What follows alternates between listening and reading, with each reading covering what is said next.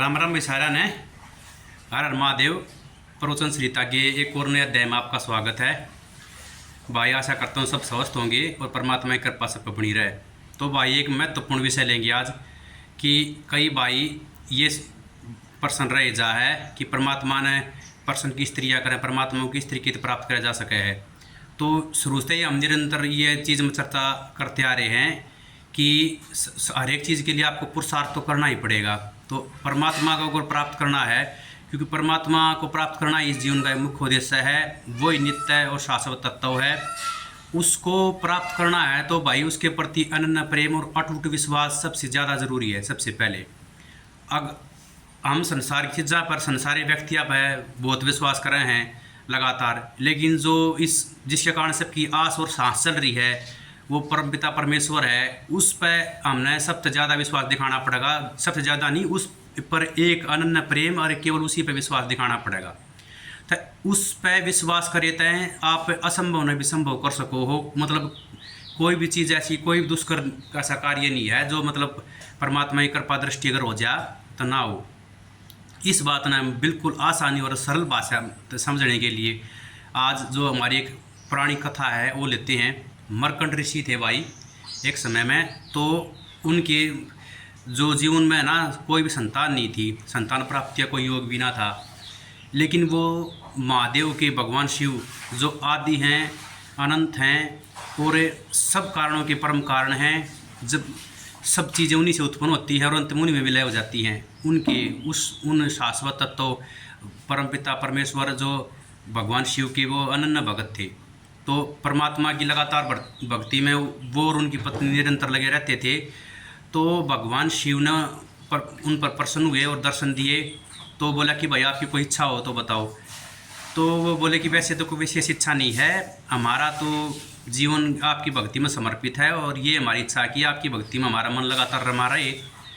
लेकिन फिर भी एक चीज़ का भाव है कि जीवन में हमारे उसमें कोई संतान नहीं है। तो भगवान ने कहा कि संतान का योग तो आपकी इसमें नहीं है जीवन में। तो फिर भी परमात्मा की कृपा से भगवान बोले कि आपको एक पुत्र की प्राप्ति होगी, लेकिन वो अल्पायु होगा, केवल 12 वर्ष की उसकी आयु होगी। उसके बाद वो इस शरीर को छोड़ के चला जाएगा। तो भाई उनको पुत्र हो गया, तो उसका नाम रखा मार्कंडेय। वो भाई परम तेजस्वी था और परम ज्ञानवान था। उसने अल्पायु में ही सब वेद शास्त्रों का और अर्थ जगत और राजनीतिक विज्ञान और दर्शन शास्त्र का, मतलब सभी तरह की विद्याओं में वो पारंगत हो गया थोड़े ही समय में। और वो जब गुरुकुल से वापस आया तो वो 12 वर्ष की जो अवधि जो भगवान ने दी थी वो धीरे धीरे समाप्त होने वाली थी। तो ये देख कर उसकी माता दुखी रहने लगी कि भाई इसका तो अब जाने का समय आ जाएगा, ये हमारे साथ तो कुछ समय इसने बिताया नहीं, पहले गुरुकुल में विद्या अध्ययन करने गया, अब आया, अब इसका जाने का समय आ गया। तो दुखी रहने लगी। तो उनको दुखी देख के मार्कंडेय बार बार पूछते कि माता श्री आपको क्या ऐसा कष्ट है, क्या दुख है जिसकी वजह से आप व्यतीत रहते हो, दुखी रहते हो। तो एक दिन उसने बताया कि भाई अल्पायु हो आपका जो है जीवन की अवधि वो शीघ्र ही समाप्त होने वाली है। भगवान शिव के वचन है ये, वो तो मिथ्या हो ही नहीं सकते। उन्होंने खुद ही कहा था कि जो ये है आपके पुत्र की आयु होगी वो केवल 12 वर्ष की होगी, अब उसमें अधिक समय शेष नहीं है। तो मरकंड ऋषि जो भगवान शिव के परम भगत थे, उन्होंने अपने पिताश्री से पूछा कि इसका कोई निवारण हो सका है। तो उन्होंने बताया कि मैं तो शुरू से ही भगवान शिव की भक्ति में लीन हूँ, तुम्हें भगवान शिव की आराधना और भक्ति करनी चाहिए। वो कोई भी ऐसी चीज़ नहीं है जो भगवान के लिए दुष्कर हो, जो भगवान ना कर सकते। वो केवल संकल्प मात्र कर दे तो वो सारे कार्य शीघ्र ही सिद्ध हो जाते हैं। तो मार्कंड ऋषि के पुत्र मार्कंडेय ने भगवान शिव की भक्ति में वो लग गए और महामृत्युंजय मंत्र की उन्होंने रचना भी की थी। वो महामृत्युंजय मंत्र इस प्रकार है, तो वो आपने सबने सुना होगा, ओम त्र्यंबकम यजामहे सुगंधिम पुष्टिवर्धनम उर्वारुक्वे वंदना मृत्युर्मुक्षीमामृतात्। तो लगातार वो इस मंत्र का जाप करने लगे। तो भाई कहने का अभिप्राय ये है, उन्होंने अपना मन एकाग्रचित करके भगवान शिव में लगा दिया। ओम मृत्युंजय महादेव त्राहि माम शरणागतम मृत्यु मुखे गतम प्राणाम बलादात रक्षते जन्म मृत्यु जरा रोगे पीड़िताम कर्म बंधने। कि हे मृत्युंजय महादेव, मैं आपकी शरण में आया हूँ, मेरी रक्षा करे। मृत्यु का भय और ये जीवन के कष्ट मेरा पीछा नहीं छोड़ रहे हैं। तो ये हम सबके साथ है भाई। पहले आदमी जन्म ले है, फिर ये शरीर युवावस्था में आ जाए, फिर वृद्ध अवस्था में चला जाए और धीरे धीरे बीमारियाँ इसमें को घेर ले और ये जर्जर होकर नष्ट हो जाए।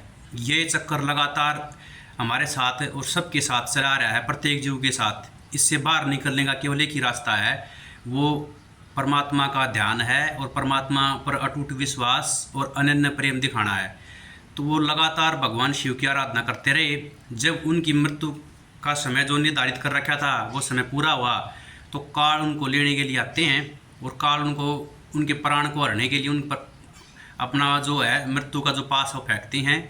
तो भगवान शिव तुरंत उनको आकर रोक देते हैं कि आप, और वो काल को कहते हैं कि ये क्या कर रहा है, आपको पता नहीं कि ये मेरी आराधना कर रहा है, तुम्हारा साहस ही कैसे हुआ इसके ऊपर पास फेंकने का। तो वो बोला कि ये मेरा तो कर्तव्य है, जिस प्राणी की मृत्यु आ गई उसको उसके प्राण हरना तो मेरा ये कार्य है, वह तो वही करने आया हूँ। तो भगवान शिव ने कहा कि समझ रहे कि तुम काल हो और मैं महाकाल हूँ। तो भगवान शिव ने जो उन्होंने खुद ये निर्धारित उसकी आयु करी थी, लेकिन उनकी अनन्य प्रेम और भक्ति से प्रसन्न होकर उन्होंने कहा कि जब तक ये मेरा नाम का स्मरण करता रहेगा इसके प्राण इस पृथ्वी पर बचे रहेंगे और ये दीर्घायु होगा। और ये बताते हैं कि आज तक वो चिरंजीवी है और वो अभी भी सृष्टि में है और लगातार भगवान शिव का स्मरण कर रहा है। तो इससे हमें भाई क्या शिक्षा मिली? इससे हमें ये शिक्षा मिली कि आपने देखा होगा पहले तो उसमें जीवन में कोई संतान का योग नहीं था, वो भी प्राप्त होगी। और उसके बाद जो भगवान ने स्वयं जो उसकी अवधि दी थी, भगवान ने अपनी बात को ही मतलब भगवान की कोई वचन है वो मिथ्या नहीं होता, लेकिन भगवान ने भगत के ऊपर कोई विपदा आती है, क्योंकि भगवान जैसे हम जितना प्रेम हम भगवान से करते हैं तो भगवान भी उतना ही प्रेम हमारे से करता है। तो भगवान ने उस असंभव चीज़ को भी संभव करके दिखा दिया। तो भाई मेन चीज़ यह है कि जब तक परमात्मा के ऊपर आपका अटूट विश्वास नहीं होगा, एक अनन्य प्रेम नहीं होगा, जब तक आप पहली सीढ़ी नहीं चढ़ लोगे परमात्मा की तरफ आपका मन लग गएगा नहीं। तो सबसे पहले सब चीज़ों को छोड़ के ये संसार ये भांति के पदार्थ हैं, ये आप इनके पीछे मत भागो। जीवन निर्वाह के लिए जो आपकी मूलभूत आवश्यकताएं हैं उनको छोड़ के आप भांति की जो इच्छा रखो हो, ये कदे पूरी ना होती। एक इच्छा पूरी हो जाए तो दूसरी का जन्म उसी समय हो जाए। वो अगर पूरी हो जाएगी तो तीसरी इच्छा जागृत हो जाएगी, अगर वो पूरी ना होगी तो क्रोध उत्पन्न होगा। तो इस चक्रव्यूह से निकलने का एकमात्र उपाय ये है, आज की जो हमने ये आपको घटना बताई या कहानी सुनाई है, तो इसका भावार्थ ये निकलता है कि कोई भी मतलब चीज़ ऐसी नहीं है मतलब जिससे आप सुख प्राप्त कर सको और जो स्थायी है। केवल ये जीवात्मा है स्थायी और ये परमात्मा है जिसके साथ इसका संबंध है। इस चीज़ का अपने आप को बोध कराना है और अटूट विश्वास के साथ अनन्य प्रेम के साथ उस भगवान में लग जाना है। अनन्य प्रेम का मतलब ये होता है केवल एक से प्रेम, अन्य किसी से प्रेम ना होना। तो मन से केवल आप परमात्मा का स्मरण करें, केवल परमात्मा से ही प्रेम करें, ये मतलब है इसका। अब और किसी चीज़ में मन ना लाग के आप अब इंद्रियों के द्वारा अपने काम करते रहो और ये मन जो है ये केवल परमात्मा में ही एकाग्रचित करे रहे, निरंतर इसमें लगाए रहे, तो आप उस भगवान को प्राप्त कर सकते हो। तो आशा करता हूँ कि भाई आपको प्रश्न का उत्तर मिल गया होगा। फिर भी अगर किसी भाई का कोई प्रश्न है वो तो कमेंट करके जरूर बताएं।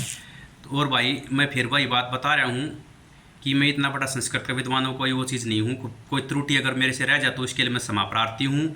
मैं विषय को समझाने का पूरा शुद्ध, और क्योंकि ज़्यादातर जो हैं हमारे जो श्रोतागण हैं वे हरियाणा से संबंधित है, तो मैं बिल्कुल सामान्य और सरल भाषा में समझाने का प्रयत्न करता हूँ। फिर भी कोई त्रुटि रह जाए तो क्षमा प्रार्थी हूँ। और किसी भाई का कोई प्रश्न हो तो ज़रूर कमेंट करके बताएं। और अगर वीडियो अच्छी लग रही हो तो इसको लाइक करें, चैनल को सब्सक्राइब करें और अपने मित्र और संबंधी के साथ भी ज़रूर शेयर करें। आज के लिए इतना ही, एक और नया अध्याय फिर मुलाकात होगी भाई। तब तक भगवान शिव की कृपा आप सब पर बनी रहे। हर हर महादेव, जय श्री राम, जय श्री राम भाई साहब।